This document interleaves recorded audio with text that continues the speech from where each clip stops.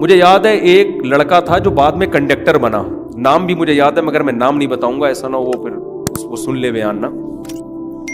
وہ کنڈکٹر بنا ہے بعد میں اتنا مضبوط آدمی تھا, تو اس سے میرا ہو گیا پڈا, لیکن وہ تھا بہت طاقتور.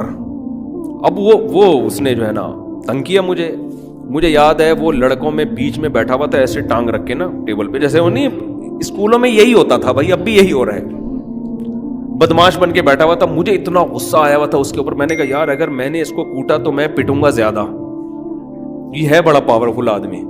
نہیں کوٹا تو مجھے غصہ بہت آ رہا تھا کہ یار اس نے بہت تنگ کیا نا مجھے.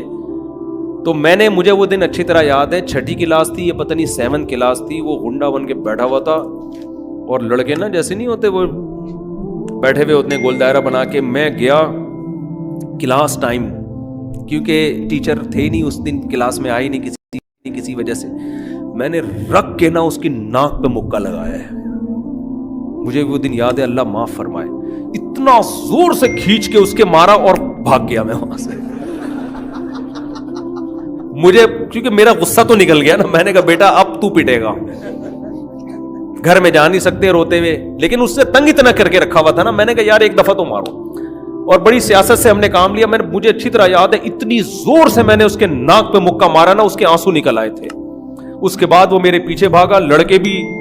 تو نتیجہ یہ نکلا کہ شور شرابے میں نا بچت ہو گئی ہماری, کیونکہ لڑکوں نے بھی آ کے اس کو بھی پکڑ لیا, ہمیں بھی پکڑ لیا. میں تو چاہ رہا تھا, میں کہہ رہا تھا مجھے چھوڑو نہیں, لیکن مجھے چھوڑو, میں کہہ رہا ہوں اوپر سے, لیکن دل چاہ رہا ہے کہ بھائی چھوڑنا نہیں. اوپر سے چھوڑو مجھے, میں دیکھتا ہوں اس کو. بچے کبھی اپنی شکست تھوڑی مانتے ہیں, لیکن میرے دل کر رہا تھا یار اللہ کا واسطہ مجھے چھوڑنا نہیں.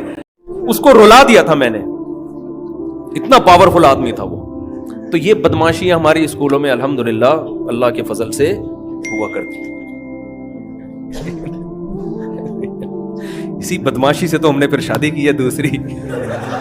اور کیا, جب ہم شادی کر رہے تھے گھر سب نے بولا ابے تمہارے انہی بڑے بھائی نے روکا مجھے. میں نے کہا بھائی آپ نے ہمیں اتنا ٹرین کر دیا ہے, یہ کام بدماشی کے بغیر ہوتا نہیں ہے نا. تو اگر ہم ایسے ممی ڈیڈی کی طرح پڑھتے اسکول میں پپو بن کے بالکل بریڈ پہ مکھن لگا کے جا رہے ہیں صبح صبح جیسے بچے جا رہے ہوتے ہیں. ہماری اماں تو پراٹھا بنا کے دیتی تھی صبح صبح, پراٹھا کھا پتلی کری سے نکل.